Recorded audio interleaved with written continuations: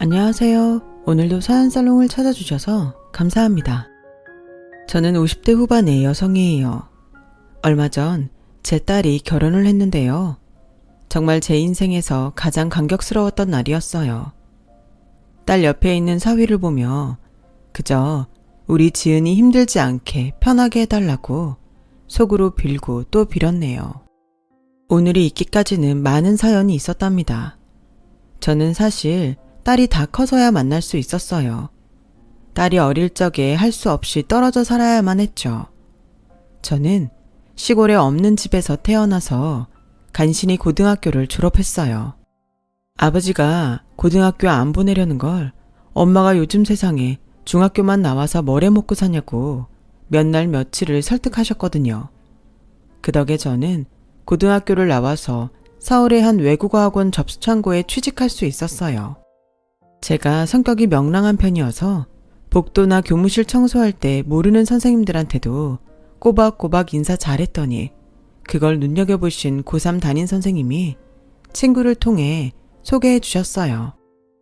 지숙이 너라면 뭐든 잘할 수 있을 거다. 처음 사회생활 하는 거니까 힘들어도 참고 잘해봐. 네가 어떻게 하느냐에 따라서 다음에 더 좋은 일도 할 수 있어. 감사합니다, 선생님.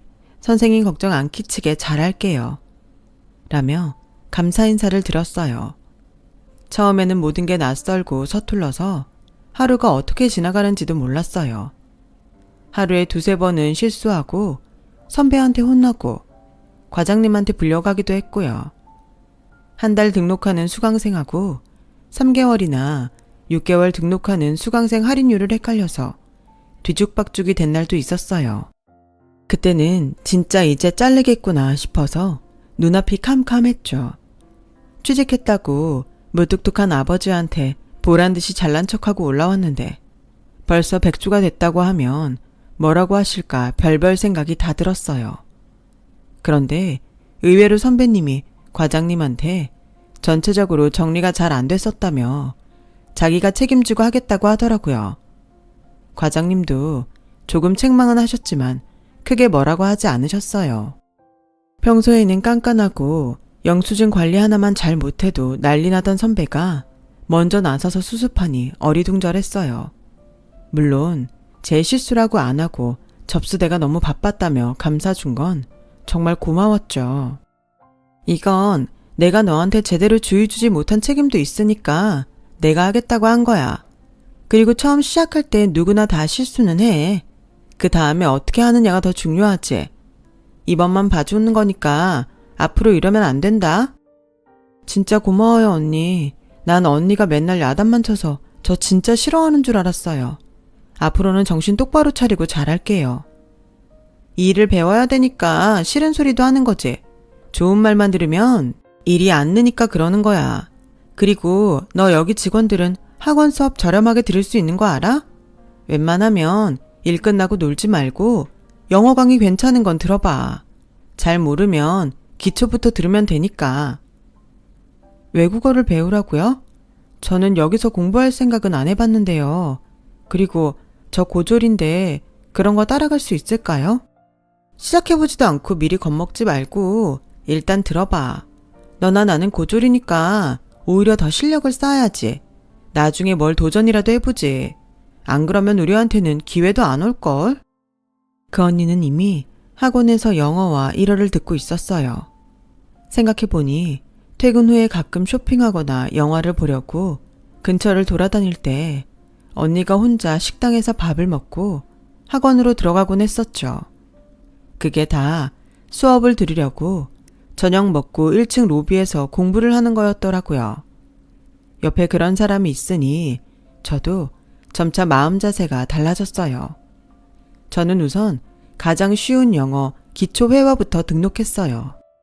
학교 다닐 때 영어 공부를 하나도 안 했어서 제가 얼마나 할 수 있을지 겁이 났거든요.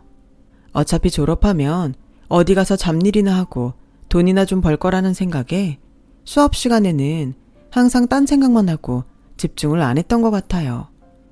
학원에서 다시 시작한 영어 공부는 생각보다 재미있었어요. 회화 위주이다 보니 학교에서 배웠던 것처럼 딱딱하고 어렵지 않았죠.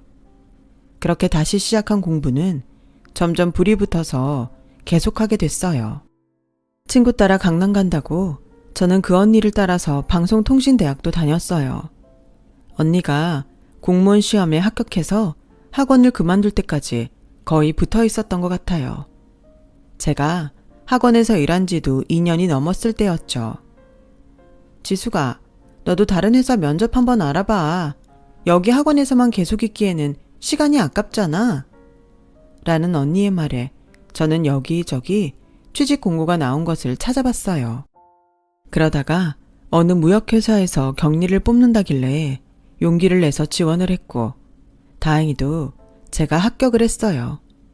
저 말고도 몇 명이 더 면접을 봤는데 제가 되다니 정말 꿈만 같더라고요. 회사는 규모가 크지는 않았지만 꽤 탄탄하고 실속이 있었어요. 그 당시 중소기업 격리직이 다 그랬던 것처럼 제 업무는 격리만이 아니라 회사의 모든 잡일을 다 해야 했어요. 그러다 보니 야근을 하는 날이 많았고 학교 공부도 뒤처지게 됐어요. 저는 안 되겠다 싶어서 회사에서 틈틈이 공부를 하기 시작했죠.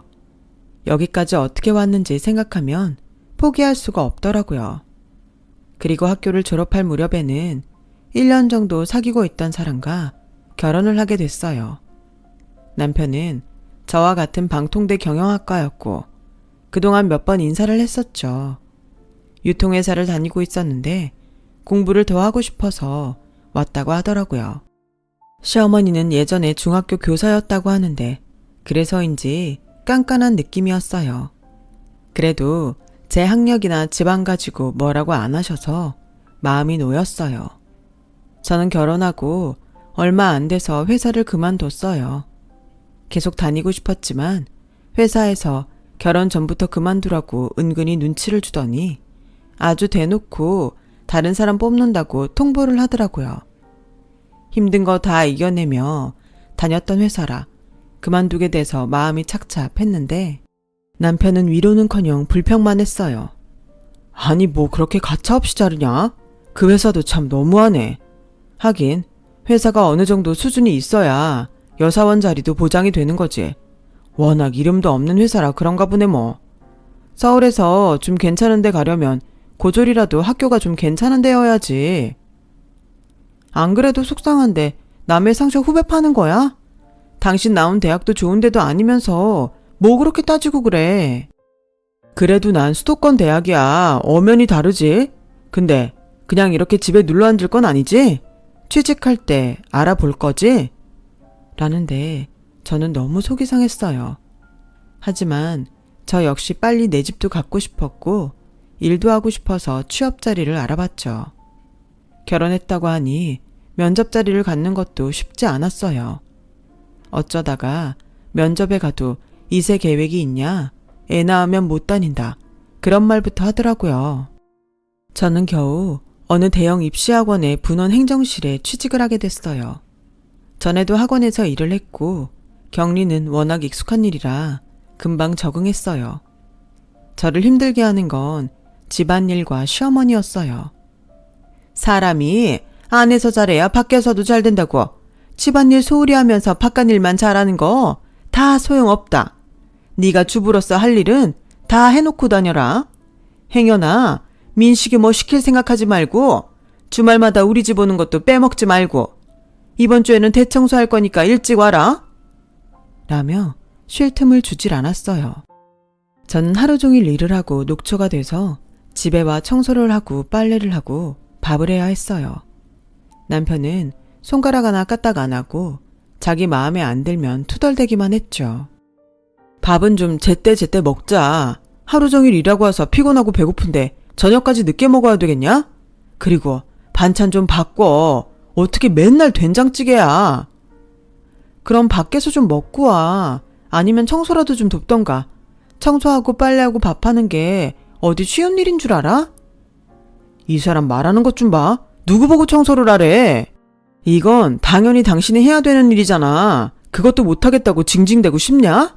그리고 뭐? 밖에서 먹고 와? 돈이 어디서 솟아나냐? 말도 안 되는 소리 하고 있어. 시어머니고 남편이고 그렇게 꽉 막혔는지 미처 몰랐어요. 평일이고 주말이고 회사 일에 집안일, 시댁일까지 잠시도 쉴 틈이 없었죠.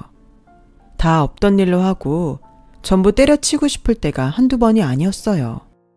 그러다가 저는 아이를 가지게 됐고 이제 이혼도 못하겠다는 생각이 들더군요. 그전까지는 정말 여차하면 짐 싸서 나가려고 했었거든요. 아이를 갖고서도 남편과 시어머니 태도에는 변화가 없었어요. 시어머니는 오히려 더 다그쳤어요. 애 가지고 늘어지면 게을러지기만 하고 좋을 거 하나 없다. 집안일 건성으로 할 생각 말고 민식이 먹는 것도 더 잘 챙겨라. 여자들 애 생기면 남자들한테 소홀해지는데 그거 못 쓰는 거야. 이번 주에는 김장 담글 거니까 장 좀 봐와라. 시어머니는 단 한 번도 따뜻한 말을 해준 적이 없고 늘 명령조였어요. 아이를 갖고도 그러니 너무 서글펐고 제가 마당에서 배추와 파 다듬는 동안 거실에 누워서 TV만 보는 남편도 꼴 보기 싫었어요. 한 번은 주말에 시댁에서 일을 하고 다음날 학원에서 너무 힘이 들어 기절을 한 적이 있었어요. 그때도 두 사람은 저를 걱정하는 말 한마디를 안 하더군요. 당신은 왜 그렇게 사람이 관리가 안 돼? 자기 컨디션은 자기가 알아서 딱딱 챙겨야지. 이게 뭐야? 여러 사람 불편하게. 그게 아픈 사람한테 할 소리야? 당신이 애 가진 거 아니니까 몰라서 그래. 또 그런다. 요즘 걸핏하면 그 말하는데 다른 여자들 다 당신만큼 하면서 애 잘 낳고 살더라. 나랑 결혼 왜 했어? 진짜 궁금하다. 뭐 때문에 결혼했어? 아니 이건 또 무슨 소리야? 혼자 살면 불편하니까 했지. 빨래, 청소, 밥 이런 거 계속 엄마한테 해달라고 할 수 없잖아. 그 사람은 도우미가 필요했던 거였어요. 그리고 제가 그걸 잘할 거라고 생각했던 거죠. 매일 서론만 커지는 가운데 저는 딸아이를 낳았어요. 친정엄마는 잘했다고 축하한다고 저와 아이를 보러 오셨다가 하루도 있지 않고 바로 내려가셨어요. 사부인하고 이서방 불편할 텐데 내가 있으면 뭐하니? 어차피 너 태어나고 집에 올 거 아니야. 그때 많이 보면 되지. 라며 제 손을 꼭 잡았다가 놓고 가시는데 너무 눈물이 났어요. 엄마도 아버지가 돌아가신 지 얼마 안 돼서 힘들 때라 저까지 보태고 싶지 않아서 아무 말도 하지 않았어요. 친정에서 몸조리를 할 때에는 그런 천국이 따로 없었어요. 사회생활을 시작하고 그때까지 처음으로 제대로 쉬어봤거든요. 엄마 옆에서 편하게 밥 얻어먹고 아이도 같이 돌봤죠. 학원에서 한 달 휴가를 줬기 때문에 가능한 일이었어요. 그렇게 잘 쉬고 집에 돌아오니 전보다 더 전쟁 같은 날들이 시작됐어요. 남편은 전처럼 집안일도 전혀 하지 않았고 애도 돌보지 않았어요. 시어머니는 아예 대놓고 이러더군요. 너 나한테 애 맡길 생각하지 마라. 난 그런 시어머니 아니다. 도우미를 쓰든 니네 엄마를 부르든 그건 네 마음대로 하는데 민식이 돈에서 나가게 하지 말고. 저는 아이를 낳고 전보다 더 이혼 생각이 간절해졌어요. 하지만 아이를 생각하면 그건 안 될 것 같아서 참고 또 참았죠. 그렇게 한 해에 두 해 넘기다 보니 아이가 4살이 됐고 어린이집에서 놀다가 저하고 같이 퇴근하는 생활에 익숙해졌어요. 그러던 어느 날 친정엄마가 병원에 입원했다는 연락이 왔어요. 옆집 아주머니였는데 그동안 안 좋았던 허리 디스크가 터져서 바로 수술을 하신다는 거였어요. 식구 아무도 없는데 혼자 수술실에 들어갈 엄마를 생각하니 눈물이 나더군요. 저는 학원에 말해서 하루 휴가를 내고 시어머니한테도 간곡하게 부탁했어요. 딱 한 번만 어머니가 아이 데리고 있어주세요. 어린이집에서 저녁 7시까지 봐주니까 그때 데려오시면 돼요. 다른 일도 아니고 친정엄마 수술 때문이라고 하니 시어머니도 더는 말 못하더군요. 저는 시어머니한테 고급 과일에 용돈까지 챙겨드리고 잘 부탁한다며 엄마가 수술하는 병원으로 내려갔어요. 지방이지만 도심 종합병원이라서 마음은 놓이더군요. 엄마가 수술실에서 나와서 입원실에 들어간 걸 보고 옷 가지며 음식을 챙기고 서울 가는 차를 타려고 보니 밤 8시가 다 돼가더군요. 그때 어린이집 선생님한테서 전화가 왔어요. 오늘 지은이 할머님이 데리러 오시는 거 맞는지 확인하려고요. 아직 안 오셨거든요. 지은이 혼자 남아서 울고 있어요.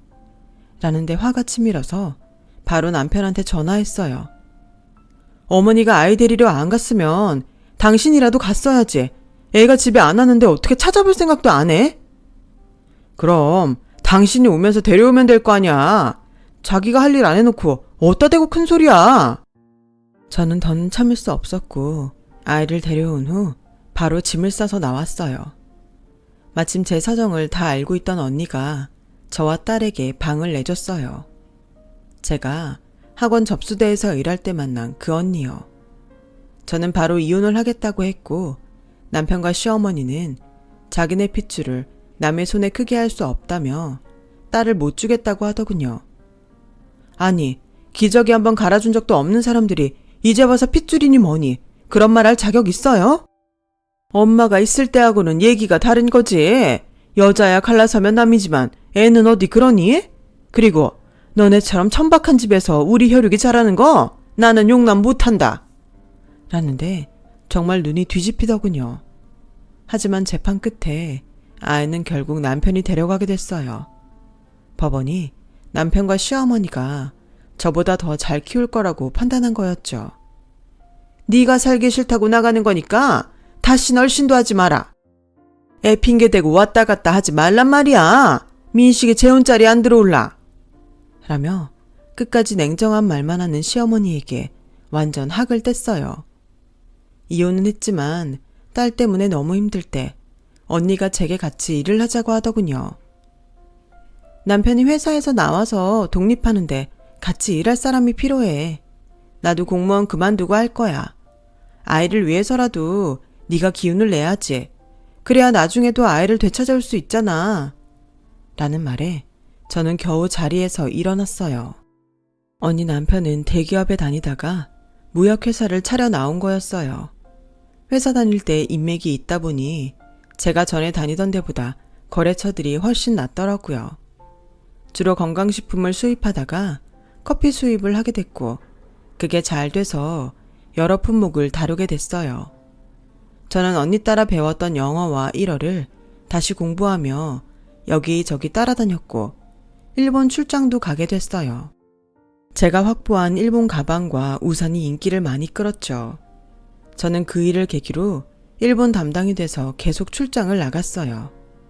회사는 어려운 시기도 있었지만 고비를 잘 넘기며 탄탄하게 자리 잡아갔어요.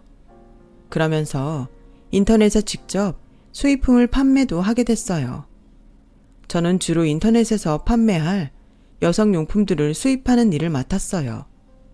그렇게 10년 가까이 되자 저는 부장직책을 갖게 됐고요. 한편으로는 성공했다는 보람도 있었지만 한편으로는 딸 생각 때문에 마음이 늘 아팠어요.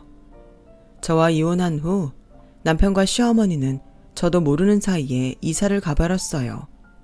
몰래 딸을 보러 가려고 해도 할 수 없었죠. 어떻게 겨우 딸이 다니는 학교를 찾아가서 만난 적이 있는데 그걸 안 시어머니가 바로 전학을 시켰고 학교에는 어디로 갔는지 알려주지 못하게 했더라고요. 딸을 생각하면 안타까운 마음뿐이었고 저는 딸이 고등학교 입학을 하던 해에 흥신소에 부탁을 해서 학교를 찾아냈어요. 그리고 고등학생이 된 딸을 보러 학교 앞에 찾아갔죠. 이제나 저제나 아이가 나오려나 내가 알아볼 수 있을까 하고 서성이는데 제 앞에 학생 한 명이 불쑥 나타났어요. 바로 제 딸이었어요. 어릴 때 얼굴이 남아있어서 금방 알아볼 수 있었죠. 엄마 맞죠? 나 엄마 얼굴 기억해요. 할머니가 사진 다 버린 줄 아는데 내가 몰래 한 장 숨겨놨거든요. 그래 지은아, 엄마야. 엄마가 너무 미안해. 지은이 너무 늦게 찾아서 미안해. 괜찮아요. 할머니랑 아빠가 못 만나게 한 거잖아요.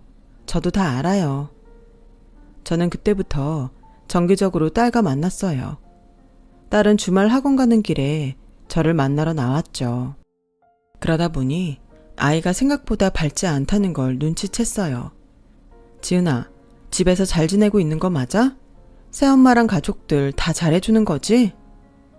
엄마, 나 엄마랑 살면 안 돼? 라며 눈물을 글썽거리는데 저는 딸을 붙잡고 눈물을 삼켰어요. 어쩐지 안 봐도 다 알 것만 같았죠. 딸은 곧 할머니 생일 파티가 있는데 가기 싫다고 했어요. 저는 그 생일을 어디서 언제 하는지 딸에게 물어봤어요.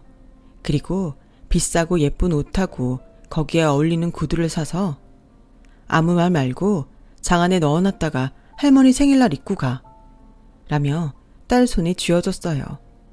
당시 저희 회사가 유통회사 인수권으로 바빴는데 그게 전 남편 직장이거든요. 저도 다 생각이 있었죠. 며칠 후 시어머니 생일날이 되었어요. 저는 딸이 알려준 한정식 식당에 가서 시어머니 생일 예약석 건너편에 앉았어요. 딸이 제가 사준 옷과 구두를 입고서 말없이 앉아있는 게 살짝 보였어요. 칸막이 건너로 들리는 얘기들을 들어보니 제 딸한테는 누구 하나 말도 안 붙이더군요. 그러다가 시어머니가 하는 말이 들렸어요. 지은이 너 그 옷은 어디서 났냐? 니들 애한테 이런 거 사줬니? 비싼 거 사입히지 말라고 했잖아. 버릇 나빠진다고. 난 사준 적 없는데 당신이 사줬어? 라는 남편 목소리가 이어서 들렸고 이어서 낯선 여자 목소리가 들렸어요. 아니, 내가 돈이 어디 있다고 성욱이 사줄 돈도 없는데 지은이 사줄 게 어딨어? 너 이거 어디서 났어? 선물 받았어요. 누가 너한테 이런 비싼 걸 선물해? 그럴 사람이 어딨다고? 너 바른 대로 얘기해. 어디서 훔친 거 아니야? 안 훔쳤어요. 선물로 받은 거 맞아요. 라며 딸이 또랑또랑한 목소리로 말하자 시어머니가 혀를 차며 얘는 니들이 한시도 마음 놓으면 안 된다. 제 엄마 출신이 안 좋아서 어릴 때부터 잘 잡지 않으면 커서 뭐가 될지 몰라.